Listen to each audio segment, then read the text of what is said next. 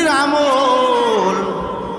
যুবক ভাইয়েরা, আপনার আমার ঘরের বাহিরের মধ্যে, পরিবারের মধ্যে অনেক লোক ইফতারি করতে পারে না।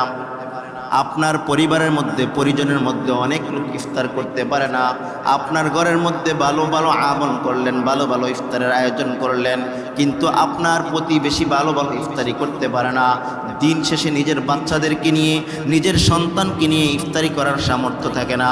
কিন্তু দেখা যায় আপনার ঘরের মধ্যে ভালো ভালো আয়োজন করলেন, কিন্তু আপনার পরিবার সন্তানদেরকে নিয়ে ভালো ভালো আয়োজন করলেন, আপনি ইফতারি করলেন, ওই বান্দাকে ইফতারি করাইলেন না। বান্দার শুনে রাখুন, একজন মুমিন মুসলমান বান্দাকে যখন ইফতার করাবেন, একজন মুসলমানকে যখন ইফতার করাবেন, আমার আল্লাহ পাক রব্বুল আলামিন বলেন, নবী করিম সাল্লাল্লাহু আলাইহি ওয়াসাল্লাম বলেন, যেই ব্যক্তিকে ইফতার করাইবেন ওই ব্যক্তির আমল নামায় রোজাদারের পূর্ণ সওয়াব তার আমল নামায় লিখিয়ে দেবে। সুবহানাল্লাহ। আল্লাহর বান্দা যুবক মুসলমান ব্যক্তির কাছে গেলেন, ডাক দিয়ে বললেন, ভাই, আমার ছোট ছোট সন্তানদেরকে নিয়ে রোজা রাখছি, আমার ঘরে ইফতার করার মতো কোনো সামগ্রিক নাই, টাকাও নাই, পয়সাও নাই, আমি আমার স্ত্রী পানি দিয়ে ইফতার করতে পারবো, কিন্তু ছোট ছোট বাচ্চাগুলো রোজা রাখছে, তাদেরকে ইফতার করার মতো সামর্থ্য ঘরের মধ্যে কেউ নাই। যুবক ভাই, আমাকে কিছু টাকা দেন, এই টাকাগুলো দিয়ে আমার সন্তানদেরকে নিয়ে সুন্দর মতো ইফতার করব। আল্লাহর বান্দা যুবক মুসলমানওয়ালা ব্যক্তি ডাক দিয়া বললেন, আমি তোমাকে টাকা দিতে পারবো না, তুমি চলে যাও, তুমি চলে যাও।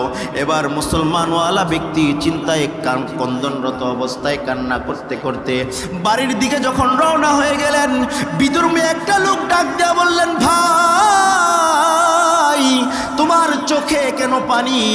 তুমি কেন চোখ দিয়া শুধু পানি বের করতেছো? ঘটনা জানতে চাই। হয় তোমাকে বলে কোনো লাভ নাই, কারণ তুমি হলা বিধর্মী। এবার বিধর্মী ডাক দিয়া বললেন, ভাই, কারণ একজন মুসলমানওয়ালা ব্যক্তির কাছে আমি গেলাম, আমার ছোট ছোট বাচ্চারা রোজা রাখছে, তাদেরকে ইফতার করার কোনো সামর্থ্য আমার মধ্যে নাই। আমার স্ত্রী এবং আমি পানি দ্বারা ইফতার করতে পারবো, কিন্তু আমার সন্তানগুলো ইফতার করছে, রোজা রাখতে পারে না, রোজা রাখছে, ইফতার করার সামগ্রী তাদের ঘরে নাই।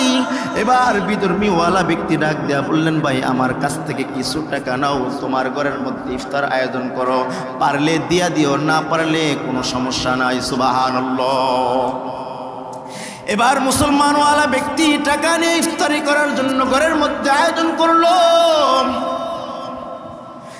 ইফতারির সময় হয়ে গেছে, আল্লাহর কাছে দোয়া করলো। আল্লাহ, কি দোয়া করব?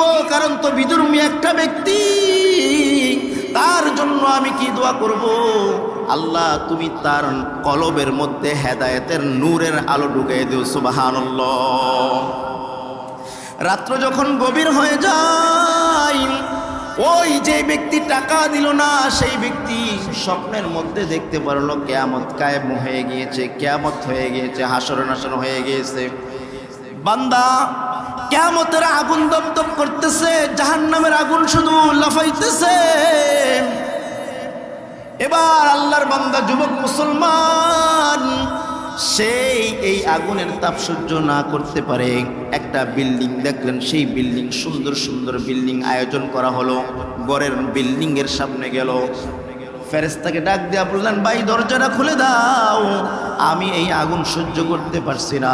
ফেরেশতা ডাক দেয়া বলল, তোমার জন্য না, যারা নাকি রমজান মাসে ওই ব্যক্তিকে ইফতার করাইছে, যারা রোজা রাখছে ওই ব্যক্তিকে ইফতার করাইছে, তার জন্য ওই বিল্ডিংয়ের আয়োজন করা হয়েছে। সুবহানাল্লাহ। এবার আল্লাহর বান্দা যুবক টেনশনে পড়ে গেল। এই রাতের বেলা ওই মুসলমানওয়ালা ব্যক্তির কাছে গেল, যায় বলতেছে, ভাই, এই নাও, টাকা নাও, এই টাকা দিয়ে তোমার সংসার, তোমার পরিজন নিয়ে সুন্দর করে ইফতার করো। এবার মুসলমানওয়ালা ব্যক্তি বললেন, আমার টাকার প্রয়োজন নাই, আমাকে একজন বিধর্মীওয়ালা ব্যক্তি আমাকে টাকাগুলো দিয়ে দিয়েছে। এবার বিধর্মীওয়ালা ব্যক্তির বাড়ির কাছে গিয়া বললেন, ভাই, তোমার টাকাগুলো ফেরত নাও, আর আমাকে জান্নাতের মালিক বানিয়ে দাও। সুবহানাল্লাহ। বিধর্মীওয়ালা ব্যক্তি বললেন, কেন? বিল্ডিংয়ের লোভ লালসা তোমার মধ্যে জেগে গেছে। কয়, স্বপ্নে দেখলাম আমি আর তুমি এই বিল্ডিং এর কথা কিভাবে জানো? এবার বিদুর্মীওয়ালার ব্যক্তি ডাক দিয়া বললেন, ভাই রাত্র যখন গভীর হয়ে যায় আমিও স্বপ্নের মধ্যে দেখলাম এই ব্যক্তিকে, মুসলমান ব্যক্তিকে ইফতার করার বিনিময়ে পয়গম্বর স্বয়ং আমার হাতে আইসা বললেন, বান্দারে ও উম্মত রে, তুই এই ব্যক্তিকে ইফতার করার বিনিময়ে কালিমাওয়ালা মুসলমান হয়ে যাও, তোর জন্য আমার আল্লাহ জান্নাত রেডি করে রেখেছে। সুবহানাল্লাহ। এই জন্য যুবক ভাইরা 3 নম্বর আমল করতে হবে। আপনার ঘরের মধ্যে আপনার সন্তানদেরকে নিয়ে আপনি ভালো ভালো ইফতারের আয়োজন করলেন, কিন্তু আপনার ভাই, আপনার বন্ধু, আপনার পরিবার, পাশের পরিবার তারা ইফতার করতে পারলো না। তাদের দিকে একটা যখন আপনি খেয়াল রাখতে পারবেন, আমার নবী করিম সাল্লাল্লাহু আলাইহি ওয়াসাল্লাম বললেন, রোজাদার ব্যক্তি যখন আপনি ইফতার করাইবেন তার বিনিময়ে আমার আল্লাহ পাক রব্বুল আলামিন একজন রোজাদারের পূর্ণ সওয়াব তার আমলনামায় লিখিয়ে দেবে। সুবহানাল্লাহ। আল্লাহ পাক রব্বুল আলামিন আমাদেরকে এই রমজান মাসে বেশি বেশি আমল করার তৌফিক দান করুন, বেশি বেশি কোরআন পড়ার তৌফিক দান করুন। সকলে বলি আমিন।